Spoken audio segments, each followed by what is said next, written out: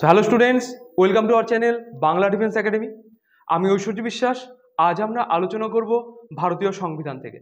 তো ভারতীয় সংবিধান থেকে আজকে আমাদের আলোচনা ডাব্লিউবিপির প্রিভিয়াস ইয়ার কোশ্চেন সম্পর্কে। তো আমরা এর নাম দিয়েছি previous year question concept plus MCQ series. এখানে তোমরা কনসেপ্ট পাবে, এমসিকিউ প্রশ্নের মধ্যে তোমরা কনসেপ্ট কিন্তু এখান থেকে এই ভিডিওর মাধ্যমে তোমরা পাবে। এই ভিডিওটি মাঝে মাঝে আসবে, তোমরা যাতে বুঝতে পারো যে ডাব্লিউবিতে কীরকম টাইপের প্রশ্ন আগে এসছিল, ঠিক আছে। আর আমাদের ক্লাসগুলো তো কন্টিনিউ হবেই, পলিটি ক্লাস যেমন চলছে তেমনই কন্টিনিউ হবে, ঠিক আছে। যে তোমাদের একটা চ্যাপ্টার ওয়াইজ পড়ানো হবে, তার সঙ্গে তোমাদের কিন্তু এমসিকিউ পেয়ে যাবে, কারণ আমাদের হাতে ডাব্লিউবি পরীক্ষার খুব একটা সময় কিন্তু নেই। এই জন্য আমরা যেভাবে কন্টিনিউ করছি সেভাবে থাকবে। তো মাঝে মাঝে এই প্রিভিয়াস ইয়ারের ক্লাসগুলো কিন্তু তোমরা পাবে। তো একবার তোমরা রুটিনটা দেখে নাও। WBP mission police batch routine, এই রুটিনটা তোমাদের কাছে আশা করা যায় সকলের কাছেই আছে, যাদের কাছে নেই তারা অবশ্যই এটাকে স্ক্রিনশট করে রাখবে। তো আমার কিন্তু ক্লাস থাকে বৃহস্পতিবার অর্থনীতি ক্লাস সকাল 9টায়, আর শুক্রবার সকাল 9টায় পলিটির ক্লাস, ঠিক আছে। এই হলো আমার ক্লাস সপ্তাহে 2 দিন ডাব্লিউবিপিতে। আবার তোমরা যারা এসএসসি জিডির প্রিপারেশন নিচ্ছ তাদের ক্লাসও কিন্তু সপ্তাহে 2 দিন করেই থাকে। এবার এর সঙ্গেও তোমরা কিন্তু একটা এক্সট্রা ডেটে কারেন্ট অ্যাফেয়ার্সটা পেয়ে যাবে, ঠিক আছে। এখন তোমাদের যে কারেন্ট অ্যাফেয়ার্সটা দেওয়া হচ্ছে এটা উইকলি কারেন্ট অ্যাফেয়ার্স দেওয়া হচ্ছে, প্রত্যেক সপ্তাহে একটা করে, 7 তারিখ, 14 তারিখ, 21 তারিখ, 28 তারিখ, আর মাসের শেষে একটা, সে যদি 30 মাস হয় 30 তারিখ, বা 31 মাস হলে 31 তারিখ, কিংবা 1 তারিখ। এই 3টা রেটের মধ্যেই তোমরা কিন্তু কারেন্ট অ্যাফেয়ার্সের যেটা মান্থলি সেটাও কিন্তু তোমরা পেয়ে যাবে। এবার তারপরেও তোমাদের পরীক্ষার আগে, ডাব্লিউবি পরীক্ষার আগে একটা ম্যারাথন ক্লাস কিন্তু আমি নিয়ে আসবো, যেটা কিনা পুরোপুরি ডাব্লিউবির উপর নির্ভর করে কারেন্ট অ্যাফেয়ার্স, ঠিক আছে। তো অবশ্যই তোমরা আমাদের চ্যানেলের পাশে থাকো, চ্যানেলটিকে সাবস্ক্রাইব করে পাশে থাকবে, ঠিক আছে। বেল আইকনটিকে প্রেস করে রাখবে, তার সমস্ত নতুন নোটিফিকেশন তোমাদের কাছে চলে যাবে। তো চলো ক্লাসটি শুরু করি। সিকিম ভারতের একটি পূর্ণাঙ্গ রাজ্যে পরিণত হয় ড্যাশ। এবার সিকিম জানতে চাওয়া হয়েছে সিকিম ভারতের একটি পূর্ণাঙ্গ রাজ্যে পরিণত হয় কত সালে। অপশন এতে দেখো 1875, বি 1965, সি 1975, ডি 1985। তাহলে এটা ক্ষেত্রে অ্যান্সার হয়ে যাবে অপশন সি 1975। সিকিম তাহলে ভারতের একটি পূর্ণাঙ্গ রাজ্যে পরিণত হয় 1975 সালে। 36তম সংশোধনী আইন 1975 সিকিমকে একটি পূর্ণাঙ্গ রাজ্যে কিন্তু পরিণত করেছে। এখানে যে তোমরা শুধুমাত্র প্রশ্নটা পাবা তা কিন্তু না, সঙ্গে যে এক্সট্রা যে কনসেপ্ট রয়েছে সেগুলো কিন্তু অবশ্যই গুরুত্বপূর্ণ, তোমরা এটাকে স্ক্রিনশট করে রাখবে। ওই 20টা প্রশ্ন আজকে আলোচনা করেছি আমরা, তাই জন্য 20টাই হবে তোমার স্ক্রিনশট। এই 20টা স্ক্রিনশট যদি তোমরা করে রাখো, দেখবে 20টা থেকে 3 গুণিং 60টা তোমরা কিন্তু এখান থেকে কনসেপ্ট তোমরা পেয়ে গেছো টোটাল। নেক্সট দেখো, কত বছর বয়সের নিচে কারখানায় শিশু শ্রমিক নিয়োগ ভারতে নিষিদ্ধ। অপশনে 14 বছর, এগুলো প্রত্যেকটাতেই বছর হবে, হ্যাঁ। 16 বছর, 17 বছর, নাকি 18 বছর। তাহলে অ্যান্সার হয়ে যাবে অপশন এ 14 বছর। 14 বছরের নিচে কারখানায় শিশু শ্রমিক নিয়োগ কিন্তু নিষিদ্ধ। অনুচ্ছেদ 24 কারখানায় শিশুদের নিয়োগের নিষেধাজ্ঞা ইত্যাদি। 14 বছরের কম বয়সী কোনো শিশুকে কোনো কারখানা বা খনি বা অন্য কোনো বিপজ্জনক চাকরিতে কিন্তু নিযুক্ত করা যাবে না। শুধুমাত্র যে এখানে কারখানা না, বিপজ্জনক যে কোনো কাজেই কিন্তু 14 বছরের কম বয়সী কোনো শিশুকে কিন্তু নিযুক্ত করা যাবে না। যদি নিযুক্ত করা হয় বা নিয়োগ করা হয় তাহলে কিন্তু সমস্যা হতে পারে, ঠিক আছে। দেখো, কার অধীনে নির্বাচন কমিশন কাজ করে। নির্বাচন কমিশনার পার্লামেন্ট, রাষ্ট্রপতি, সুপ্রিম কোর্ট, নাকি অপশন ডি কোনো কর্তৃপক্ষের কাছে না। তাহলে এটা অ্যান্সার কিন্তু হয়ে যাবে অপশন ডি কোনো কর্তৃপক্ষের কাছে না। অর্থাৎ নির্বাচন কমিশনার বলতে পারো একদম স্বাধীন একটা কর্তৃপক্ষ, ঠিক আছে। এটা কোনো কর্তৃপক্ষের কাছেই কিন্তু এই নির্বাচন কমিশন কাজ করে না। নির্বাচন কমিশন ভারতের সংবিধান দ্বারা প্রতিষ্ঠিত একটি স্থায়ী এবং একটি স্বাধীন সংস্থা। স্থায়ী সংস্থা এবং স্বাধীন সংস্থা। ভোট ডিক্লেয়ার হওয়ার পর, ভোট ঘোষণা হওয়ার পর পুরোপুরি দায়িত্ব নির্বাচন কমিশনের হাতে চলে যায়। এজন্য এটা কি পুরোপুরি একটা স্থায়ী এবং একটি কি স্বাধীন সংস্থা, এদের কারোরই দরকার হয় না, ঠিক আছে, মনে রাখবে এটা। কোন সাধারণ নির্বাচন কংগ্রেস দল প্রথমবারের মতো সংসদে সংখ্যাগরিষ্ঠতা হারিয়েছিল। কোন সাধারণ নির্বাচনে কংগ্রেস দল প্রথমবারের মতন সংসদে সংখ্যাগরিষ্ঠতা হারিয়েছিল। অপশনে 1967 সালে, 1972 সালে, 1977 সালে, নাকি ডি 1980 সালে। তাহলে অ্যান্সার হয়ে যাবে অপশন সি 1977 সালে। কংগ্রেস পার্টি 1977 সালে প্রথমবারের মতন সংসদে সংখ্যাগরিষ্ঠতা হারায়, যেখানে তারা মাত্র 154টি আসনে জিতেছে এবং জনতা পার্টি 298টি আসন পেয়েছে।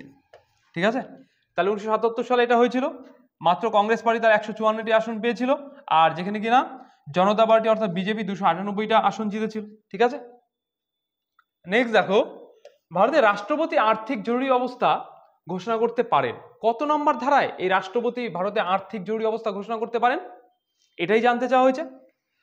অপশন এ 352 নং ধারা, বি 356 নং ধারা, সি 363 নং ধারায়, নাকি অপশন ডি উপরের কোনোটাই নয়। তাহলে এটার ক্ষেত্রে উত্তর কিন্তু হয়ে যাবে অপশন ডি, উপরের কোনোটাই নয়। অর্থাৎ ভারতের রাষ্ট্রপতি আর্থিক জরুরি অবস্থা ঘোষণা করতে পারেন, এই উপরে কোনোটাতেই নয়। তাহলে কত নম্বর ধারাতে? ভারতের রাষ্ট্রপতি 360 নং ধারায়, কিন্তু 360 নং ধারায় অধীনে আর্থিক জরুরি অবস্থা ঘোষণা করতে পারেন। আর এখানে কিন্তু দেখো কোথাও 360 নাই, সেই জন্য এটা উপরে কোনোটি নয়, এটা কিন্তু অ্যান্সার হয়ে গেছে। এরকম একটু ট্রিকি প্রশ্নগুলো দেখবে, যে দেখা গেল এরকম কি প্রশ্ন আসতে পারে যেখানে উপরে কোনোটি নয়, এরকম, হ্যাঁ এরকম প্রশ্ন আসে। তোমাদের অবশ্যই মনে রাখতে হবে কোশ্চেন যে অপশনগুলো রয়েছে সেগুলোকে এলিমিনেট করার ক্ষমতা রাখলেই তোমার কিন্তু এগুলো অ্যান্সারগুলো খুব সহজেই হয়ে যাবে। নেক্সট দেখো, কোন সাংবিধানিক সংশোধনী আইনটি সমস্ত ভারতীয় নাগরিকদের জন্য শিক্ষার অধিকার প্রদান করেছে? 73তম সংশোধনী, 93তম সংশোধনী, 86তম সংশোধনী, নাকি 96তম সংশোধনী? তাহলে কোন সাংবিধানিক সংশোধনী আইনটি? দেখো এটা অ্যান্সার হয়ে যাবে অপশন সি, 86তম সংশোধনী আইনটি। 86তম সংশোধনী আইন 2002 সালে করা হয়েছিল। এটাই তাহলে সমস্ত ভারতীয় নাগরিকদের জন্য শিক্ষার অধিকার কিন্তু প্রদান করেছে। নেক্সট দেখো, ভারতীয় সংবিধানের 8ম তপশিলে কতগুলি ভাষা বর্তমান? 8ম তপশিলে কতগুলি ভাষা রয়েছে এটাই জানতে চাওয়া হয়েছে। 11টি, 17টি, 20টি, নাকি অপশন ডি 22টি? তাহলে কতগুলি ভাষা বর্তমান? অ্যান্সার হবে অপশন ডি, 22টি ভাষা বর্তমান। ভারতীয় সংবিধানের 8ম তপশিলে 22টি ভাষা রয়েছে। মূলত এটি 14টি ভাষা ছিল, কিন্তু বর্তমানে 22টি ভাষা রয়েছে। অর্থাৎ এই যে 14টি ভাষা যে ছিল, এই 14টি ভাষা কিন্তু সংবিধান কার্যকরী হওয়ার সময় ছিল। ঠিক আছে, দেখো বর্তমানে যে 22টি ভাষা রয়েছে সেগুলোর মধ্যে কি রয়েছে? অসমীয়, বাংলা, বোড়ো, ডোগরি, গুজরাটি, হিন্দি, কন্নড়, কাশ্মীরি, কোঙ্কিনি, মৈথালি, মালায়ালম, মণিপুরি, মারাঠি, নেপালি, ওড়িয়া, পাঞ্জাবি, সংস্কৃত, সাঁওতালি, সিন্ধি, তামিল, তেলেগু আর হলো উর্দু। এই সেই 22টা ভাষা। তোমরা অবশ্যই এই 22টা ভাষাকে একবার এটাকে স্ক্রিনশট করে রাখো, এই 22টা ভাষাকে একবার পড়ে নিবে। যদি প্রশ্ন আসে যে নিম্নের কোন ভাষাটি ভারতীয় সংবিধানের বা ভাষা নয়, ভারতীয় অফিসিয়াল ভাষা বা সংবিধানের ভাষা নয়, তাহলে 22টার মধ্যে দেখা গেলো যে 22টার মধ্যে দেখা গেলো 3টা দিয়ে দিল এগুলো আর একটা আলাদা দিয়ে দিল, তখন তোমরা বুঝতেই পারলে না। এই জন্য প্রত্যেকটা ভাষায় কিন্তু তোমাদের জানতে হবে। এই 22টা ভাষার মধ্যে প্রত্যেকটা ভাষাকে তোমার একবার করে পড়ে রাখা দরকার। ঠিক আছে, দেখো নেক্সট প্রশ্ন। ভারতীয় গণপরিষদের প্রথম অস্থায়ী সভাপতি, ভারতীয় গণপরিষদের তাহলে প্রথম অস্থায়ী সভাপতি কে ছিলেন? Jawaharlal Nehru, Sachchidananda Sinha, doctor Rajendra Prasad, doctor Sarvepalli Radhakrishnan. তাহলে ভারতীয় গণপরিষদের প্রথম অস্থায়ী সভাপতি ছিলেন option B, doctor Sachchidananda Sinha. 1946 সালে 9 ডিসেম্বর গণপরিষদের প্রথম সভা অনুষ্ঠিত হয় এবং ডক্টর সচিদানন্দ সিনহা কিন্তু এই সভার অস্থায়ী সভাপতি ছিলেন। সেই সময়টায় স্থায়ী সভাপতি নির্বাচিত হয়নি, সেই জন্য ডক্টর সচিদানন্দ সিনহাকে এই 9 ডিসেম্বর গণপরিষদের যে প্রথম সভা হয়েছিল দিল্লির কনস্টিটিউশনাল হলে, সেখানে কিন্তু এই ডক্টর সচিদানন্দ সিনহাকে সেখানকার সভার অস্থায়ী সভাপতি হিসেবে কিন্তু নির্বাচন করা হয়েছিলেন। ঠিক আছে, নেক্সট দেখো, সম্পত্তির অধিকার যেটা ধারা 31-এ ছিল, কে মৌলিক অধিকার থেকে বাদ দেওয়া হয় কত সালে? যেটা ধারা 31-এ ছিল সেটা মৌলিক অধিকার থেকে বাদ দেওয়া হয়েছিল কত সালে? অপশন 1976 সালে, 1978 সালে, 1980 সালে, নাকি অপশন 1982 সালে? তার অ্যান্সার হয়ে যাবে অপশন বি, 1978 সালে কিন্তু এই সম্পত্তির অধিকার অর্থাৎ ধারা 31-কে মৌলিক অধিকার থেকে বাদ দেওয়া হয়েছিল। ভারতের মৌলিক অধিকারগুলি সংবিধানের 3য় অংশে অর্থাৎ 12 থেকে 35 নং ধারায় কিন্তু লিপিবদ্ধ করা হয়েছে। মূল সংবিধানে মৌলিক অধিকারের সংখ্যা ছিল 7টি, কিন্তু 1978 সালে 44তম সংবিধান সংশোধনের মাধ্যমে 31 নং ধারায় বর্ণিত সম্পত্তি অধিকার বাতিল করে সাধারণ অধিকারের অন্তর্ভুক্ত করা হয়েছে। ঠিক আছে, 31 নং ধারায় যেটা ছিল সেটা কিন্তু 1978 সালে 44তম সংবিধান সংশোধনীর মাধ্যমে সেটাকে বাতিল করে সেটা কিন্তু সম্পত্তির অধিকারকে কি করা হয়েছে, সাধারণ অধিকারে অন্তর্ভুক্ত করা হয়েছে। অবশ্যই মনে রাখবে, এটা খুবই গুরুত্বপূর্ণ। কততম সংশোধনীর দ্বারা সংবিধানের মৌলিক কর্তব্য যুক্ত করা হয়েছে? মৌলিক কর্তব্য যেটা 51 এতে আলোচনা করা আছে। Option A 40, B 42, C 44, D 46। তাহলে কি এলা প্রত্যেকটাই কিন্তু একটা করে সংশোধনী।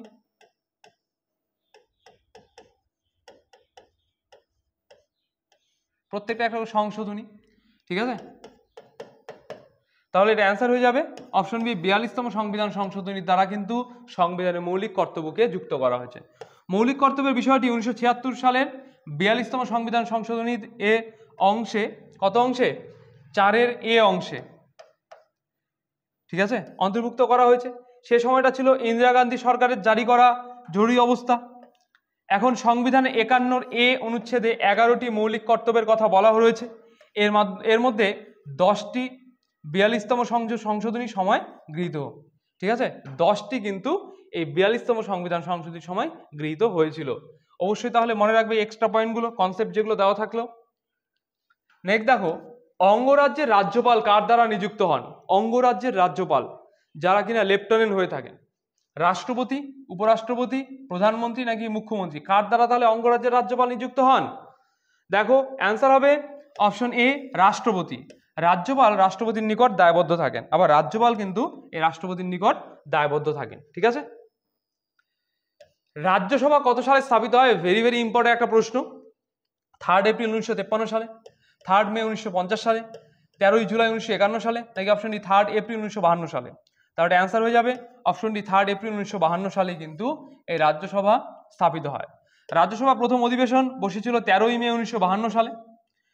আসন ছিল 250 জন, 238 জন নির্বাচিত এবং 12 জন মনোনীত, ঠিক আছে। এই ছিল প্রথম রাজ্যসভার যে আসন সংখ্যা সেটা, ঠিক আছে। আর এটা প্রথম সভা কবে ছিল সেটাও আমি কিন্তু এখানে এক্সট্রা পয়েন্টে অ্যাড করে দিয়েছি। নেক্সট দেখো, রাষ্ট্রপতির কার্যকাল কত দিনে, অর্থাৎ রাষ্ট্রপতির মেয়াদ কত দিনে? 3 বছর, 2 বছর, 5 বছর, নাকি অপশন ডি 10 বছর? তাহলে রাষ্ট্রপতির মেয়াদ কত দিনের? 5 বছরের। রাষ্ট্রপতি এক নির্বাচক মণ্ডলীর দ্বারা পরোক্ষভাবে নির্বাচিত হন। নির্বাচক মণ্ডলীর দ্বারা পরোক্ষভাবে কিন্তু এই নির্বাচন হয়ে থাকেন রাষ্ট্রপতি। এই নির্বাচক মণ্ডলী গঠিত হয় ভারতীয় সংসদ, যেমন লোকসভা, রাজ্যসভা নিয়ে। অর্থাৎ এই যে নির্বাচক মণ্ডলী যারা কিনা রাষ্ট্রপতিকে নিয়োগ করছেন, তারা যে নির্বাচিত হচ্ছেন বা এই নির্বাচক মণ্ডলী, তারা অ্যাকচুয়াল সদস্য কোথাকার?